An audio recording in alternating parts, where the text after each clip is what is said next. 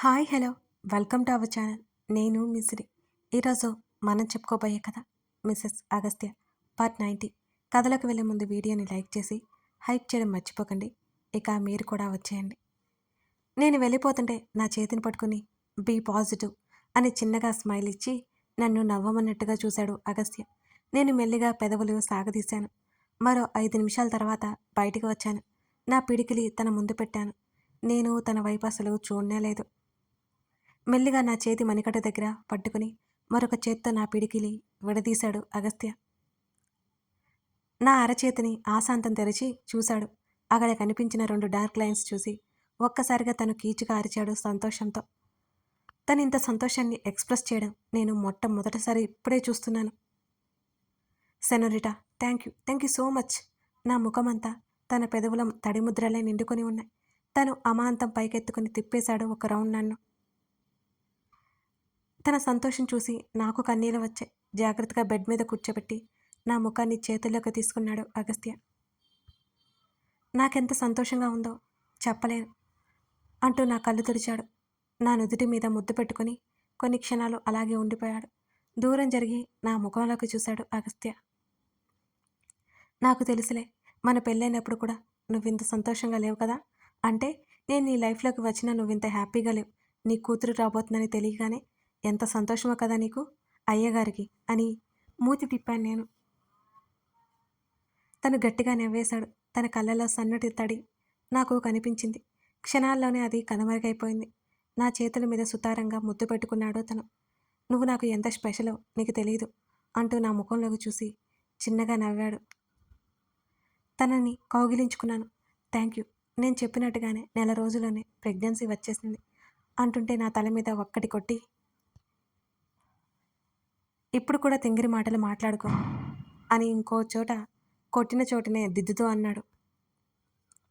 లేకపోతే తమరు ఎమోషనల్ అయిపోతున్నారు కదా, నవ్విద్దామని ప్రయత్నం చేశాను, సక్సెస్ అయ్యాను అని నేను భుజాలు కదిలించి పొగరుగా భుజం మీద పడుతున్న జుట్టుని వెనక్కి తోసుకున్నాను. ఈసారి మరింత సున్నితంగా నన్ను కౌగిలించుకున్నాడు. ఈ విషయం క్షణాల్లోనే మా వాళ్ళందరికీ పాకిపోయింది. మా డాడీ అయితే ఎంత సంతోషంగా ఉన్నారంటే మాటల్లో చెప్పలేను నేను. డాడీ, అంకుల్, బామ్మ, క్రిష్, అనిక, విన్ని, బుజ్జిది అందరూ వస్తున్నట్లు కబురు చేశారు నాకు. వాళ్ళు వచ్చే 5 నిమిషాల ముందు అగస్త్య వెళ్ళిపోయాడు. మా బాబు ఎప్పటికీ మనుషుల్లో పడ్డని నాకు అర్థమైపోయింది ఆ రోజే. అందరూ ఎంత సంతోషంగా ఉన్నారో. అనిక బేబీ బంప్ క్లియర్గా కనిపిస్తోంది కూడా. నన్ను అలా ఊహించుకొని మురిసిపోయాను నేను కూడా. ఆ రోజు చాలాసేపు వాళ్ళు ఉండి వెళ్ళిపోయారు. డాడీ ఉండమని నేను చెప్పానింక. డాడీ మర్చిపోయారా అని నేను కళ్ళెగరేశాను. బేబీ, నేను ఇంకా ఎంజాయ్ చేయాల్సింది బోల్డంత ఉంది. తప్పించుకోవాలని చూశారు మా డాడీ. అబ్బా, నేను ఒప్పుకుంటానా ఏంటి? కుదరదుగా, మీకు ఛాన్స్ ఇవ్వను. నేను ఖచ్చితంగా చెప్పేసి డాడీ అక్కడే ఉండాలని నేను ఆర్డర్ వేశాను. అగస్త్య కూడా అడగడంతో డాడీ మాతో ఉండడానికి ఒప్పుకున్నారు. అంకుల్, బామ్మ మాత్రం ఆ ఇంట్లో ఎందుకని నేను వాళ్ళను కూడా రమ్మని చెప్పాను. బామ్మ తన కొడుకు కోసం రాను అంది. అంకుల్ ఏమో మా అత్తయ్య జ్ఞాపకాలు, అదే ఇంట్లో అదే గదిలో ఉన్నా రాలేను అన్నారు. మా డాడీ, మా రావణ్ ఇద్దరే. మా డాడీ ఏమో తినిపించడంలో నన్ను టార్చర్ చేస్తున్నారు. మా రావణ్ చిన్న చిన్న ఎక్సర్సైజులు చేయించడం, వాకింగ్ చేయించడం మరో టార్చర్ అన్నమాట నాకు. నాకు ప్రపంచంలో అత్యంత ముఖ్యమైన ఇష్టమైన వ్యక్తులు వాళ్ళిద్దరు. నేను అసలు ఎక్స్పెక్ట్ చేయలేదు వాళ్ళిద్దరి మధ్య ఇంత సంతోషంగా బ్రతుకుతాను అని. ఎన్నో రాత్రులు కష్టంగా ఉండేది, నిద్ర పట్టేది కాదు. అసలు ఎటు పడుకోవాలో కూడా నాకు అర్థమయ్యేది కాదు. నా ప్రెగ్నెన్సీ సమయంలో అలా ఉండేది విచిత్రంగా. నాతో పాటు మేల్కొని నాకు కంఫర్ట్గా ఉండేలా చూసుకుంటూ తన కూతురి కోసం తెగ ఎదురు చూస్తున్నాడు నా రావణ్. మా ప్రేమ కథని మొత్తం ఫీచర్లో నా బుడ్డదానికి కథలుగా చెప్పాలి కదా మరి. వాళ్ళ డాడీ నన్ను ఎంత ప్రేమగా చూసుకున్నాడో, కాదు ఎంత ప్రేమిస్తున్నాడో దానికి చెప్పాలి. లేకపోతే నాకు మళ్ళీ అది కాంపిటీషన్కి వచ్చేస్తుంది కదా. ఓ మధ్యరాత్రి నాకు బిర్యానీ, ఐస్ క్రీమ్ తినాలనిపించగానే తెప్పించాడు అగస్త్య. బిర్యానీ కాస్త తినేసి ఐస్ క్రీమ్ పట్టుకుని సోఫాలో కూర్చున్నాను. మేమిద్దరం ఎప్పటిలాగే ఆ గ్లాస్ డోర్ నుంచి బయటకు చూస్తూ బోలెడన్ని కబుర్లు చెప్పుకుంటూ ఆ రాత్రిని అందంగా పనిలో పని కరిగించేశాం. తన ఒడిలో కూర్చుని తన ఛాతీకి ఆనుకుని ఐస్ క్రీమ్ తింటూ నాన్ స్టాప్గా వాగుతూ ఉన్న నన్ను పాపం ఎంతో ఇష్టంగా భరిస్తున్నాడు నా రావణ్. ఆ టైంలో తెగ ముద్దొచ్చేసి వెనక్కి తిరిగి తన పెదవుల మీద ముద్దు పెట్టుకున్నాను నేను. తను వదులుతాడా? లేదే. ఊపిరాడకుండా చేసేశాడు నాకు. తన చేతిలో చెయ్యి వేసి తన ఛాతీకి చంపానించి మా భవిష్యత్తు గురించి ఇంకా బోలెడు ఊసులు చెప్పుకుంటూ కలల సౌదాలు నిర్మించుకున్నాం. ఒకరికొకరం తోడుగా ఉన్నాం. ఎప్పటికీ ఉంటాం కూడా. అతడు నా ప్రాణమైనవాడు. నాకు అత్యంత ప్రియమైనవాడు కూడా. మొదటిగా నా మది దోచినవాడు. నా మొదటిగా నా ద్వేషాన్ని, కోపాన్ని రుచి చూసినవాడు. నా కష్టకాలంలో నాకు తోడున్నవాడు. నా ప్రేమను స్వీకరించినవాడు. నా సర్వస్వం దోచుకున్నవాడు. నా సొంతమైనవాడు. అతడే నా అగస్త్య. పెళ్లికి ముందు నా జీవితం కంటే పెళ్లి తర్వాత నా జీవితానికి బోలెడు వ్యత్యాసం. మిస్సెస్ అగస్త్యగా మారిపోయాను పూర్తిగా. ఇదే నా గుర్తింపు. అలా అతనికి భారీగా ఉండడమే నాకిష్టం. తన ప్రశాంతత, తన నవ్వు ఎప్పటికీ తనతో ఉంచడమే నా జీవిత లక్ష్యం. కాళ్ళు విపరీతంగా నొప్పి, ఓవైపు నడుము నొప్పి, అటు ఇటు కదులుతూ మూలుగుతున్నాను నేను. పాపం మా వాడు పని మానుకొని నా దగ్గరకొచ్చాడు. సనోరిటా, ఏమైంది అని నా చెంప మీద చెయ్యి వేసి అడిగాడు. ఇక్కడ నొప్పి అన్నాను వెన్నెముక దగ్గర చూపిస్తూ నేను. సున్నితంగా చెయ్యి వేసి నొక్కాడు తను. తను నెమ్మదిగా నొక్కుతుంటే కాస్త రిలీఫ్నెస్ వచ్చింది నాకు. నేను సన్నగా ఉంటాను కానీ విచిత్రంగా ప్రెగ్నెన్సీ టైంలో డ్రమ్ములాగా తయారైపోయాను. బాడీ అంతా నీరు పట్టేసింది. నా కాళ్ళు ఒడిలోకి తీసుకుని సున్నితంగా నొక్కుతున్నాడు మా అగస్త్య. వాపు వచ్చే తన స్వరంలో బాధ కనిపించింది నాకు. అదంతా కామన్, నువ్వు టెన్షన్ పడకు అన్నాను నేను. నేనంటే ఎంత ఇష్టమో కదా తనకి. ఆ ఇష్టాన్ని తన మాటల్లోనే తెలుపుతున్నాడు. ఆఫీస్కి టైం అవుతుంది కదా, ఆఫీస్కి వెళ్ళవా అని అడిగాను. నేను అడుగుతుంటే వెళ్ళను అన్నట్టు తలాడించాడు అగస్త్య. పర్లేదులే, బానే ఉంది కదా, వెళ్ళు, బామ్మ కూడా ఉంది అని అన్నాను నేను. తను నా పక్కన చేరి నా భుజం చుట్టూ చేతులు వేసి నన్ను కౌగిలించుకున్నాడు. ఇవాళ వెళ్ళాలి అనిపించడం లేదు సెనోరిటా అని అన్నాడు అగస్త్య. అయితే ఉండు అంటుంటే నన్ను 2 చేతులతో ఎత్తుకుని మాకు ఇష్టమైన స్పాట్ అయిన గ్లాస్ స్టవ్ దగ్గరికి తీసుకువెళ్ళాడు. నన్ను ఒడిలో కూర్చోబెట్టుకుని వెనక్కి వాళ్ళట్టు కూర్చున్నాడు. నా పొట్ట మీద చెయ్యి వేసి సున్నితంగా నిమురుతూ నా మెడవంపులో ముఖం దాచుకున్నాడు అగస్త్య. సనోరిటా, చెప్పండి పతిదేవా. ఇప్పుడు 9th మంత్ స్టార్ట్ అయింది కదా. అయితే తన చేతులతో ఆడుకుంటూ అడిగాను నేను. నేను ఆఫీస్కి వెళ్ళను అని అన్నాడు. ఓయ్, అంత పని చేయకులే. ఎలాగో బేబీ పుట్టాక నువ్వు నన్ను పట్టించుకో. అప్పుడు అసలకే మానేస్తావు. ఇప్పుడు నువ్వు మా నాన్న కంపెనీ కూడా చూసుకోవాలి. మా డాడీ ఇది చూసుకోవాలి. బాబోయ్, చాలా పని ఉంది. లేదు లేదు, నేను వెళ్ళను అంతే. తన ఫైనల్ డెసిషన్ నాకు చెప్పేశాడు. తల కాస్త వెనక్కి తిప్పి తన ముఖంలోకి ఆశ్చర్యంగా చూస్తూ, మరి ఎవరు చూసుకుంటారు అని అడిగాను. అవి ఎవరో వాళ్ళే చూసుకుంటారు. తన మాటలకి నవ్వేశాను నేను. పాపం మా డాడీని హాలిడే ఎంజాయ్ చేయనివ్వవా నువ్వు అని నవ్వుతూ అడిగాను నేను.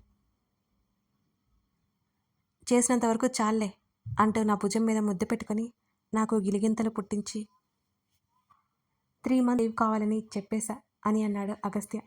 అబ్బో అన్నాను. నా మీద ప్రేమకు మాత్రం లోపల మురిసిపోతున్నాను నేను. మరి అంకుల్ కూడా చూసుకుంటారా అని నేను అడిగాను. అవును అన్నాడు. వాళ్ళ నాన్న గురించి ఎక్కువ మాట్లాడలేదు ఇక తను. ఇదివరకట్లా కాకుండా తండ్రి కొడుకులు పర్లేదులే అనుకుని ఇంకా ఆ టాపిక్ నేను ఎక్కువగా ఎత్తలేదు. ఏదైనా టూర్ ప్లాన్ చేద్దామా?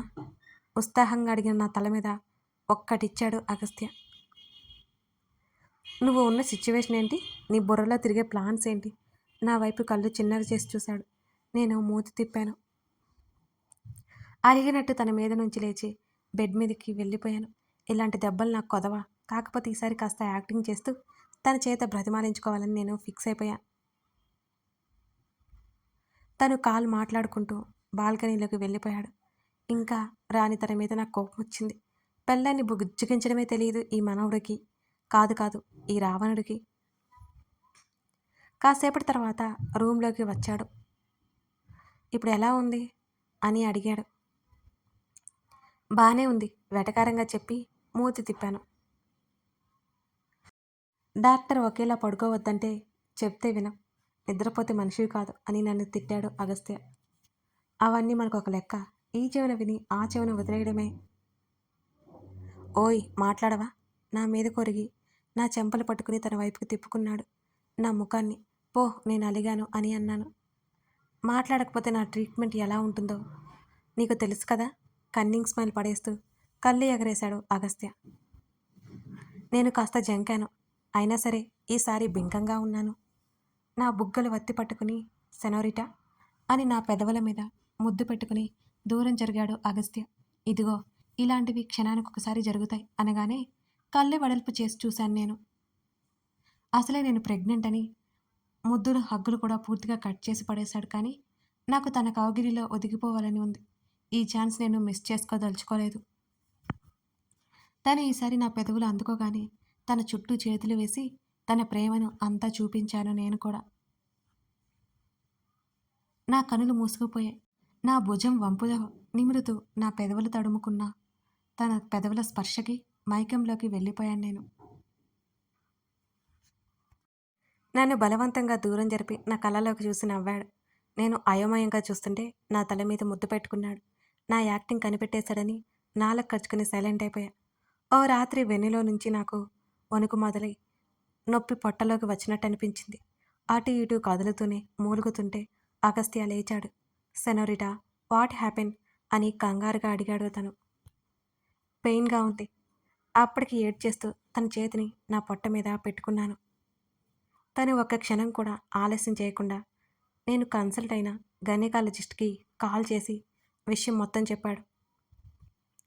ఎలాగో డెలివరీ టైం అయింది, హాస్పిటల్కి తీసుకురమ్మని ఆవిడ సలహా ఇచ్చింది.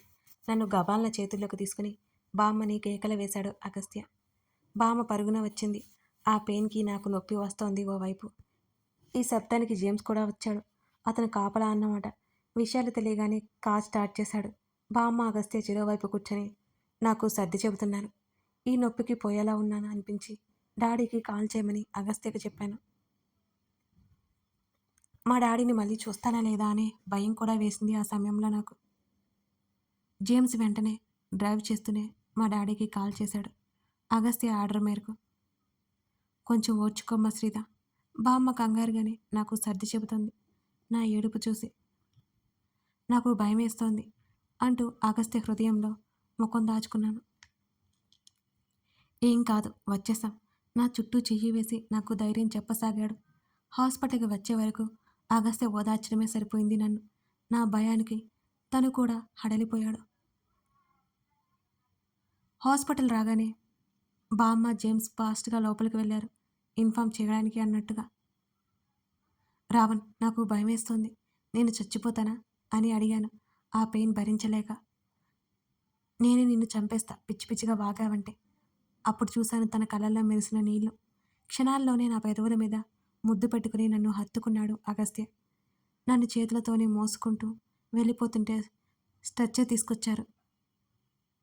ఆ పెయిన్ భరించలేక తల్లడిల్లిపోతున్నాను. ఫాస్ట్గా రూమ్లోకి తీసుకెళ్ళిపోయారు. డాడీని చూడలేదు. అగస్త్యతో నేను కన్న కలలు, కన్న జీవితం నేను చూస్తానా? నేను పోయినా నా బేబీకి ఏం కాకూడదు. నేను లేకపోతే ఉండలేడు నా రావణ్. ఆ పెయిన్ కంటే ఆ భయం నాకు ఎక్కువైపోయింది. డాక్టర్స్ నార్మల్ డెలివరీకి మ్యాక్సిమం ప్రయత్నం చేస్తున్నారు. కానీ దాదాపు గంట పాటు ఆ నొప్పికి నరకం అనుభవించాను నేను. నా జీవితంలో మునుపెన్నడూ లేనంత బాధ. మళ్ళీ నా వాళ్ళను చూస్తానో లేదో అనే భయం కూడా ఉంది నాలో. ఒక్కసారిగా ఎక్కువైనా ఆ పెయిన్కి చచ్చిపోతానేమో అనిపించింది నాకు ఆ క్షణం. కేర్మంటూ బేబీ శబ్దానికి మగతగా నా కళ్ళు మూసుకుపోయాయి. బేబీ గర్ల్ పుట్టిందని డాక్టర్స్ చెప్పుకుంటున్నారు. సంతోషంతో నా పెదవులు విచ్చుకున్నాయి. మేడం నాతో చెబుతున్నారు నాకు గర్ల్ పుట్టిందని. హెవీ బ్లీడింగ్ వలన ఇంకేదో తెలియదు కానీ మెల్లిగా బీపీ లో అయిపోయి స్పృహ తప్పిపోయాను నేను. కళ్ళు తెరవడానికి బలవంతంగా ప్రయత్నించినా నా వల్ల అసలు కాలేదు.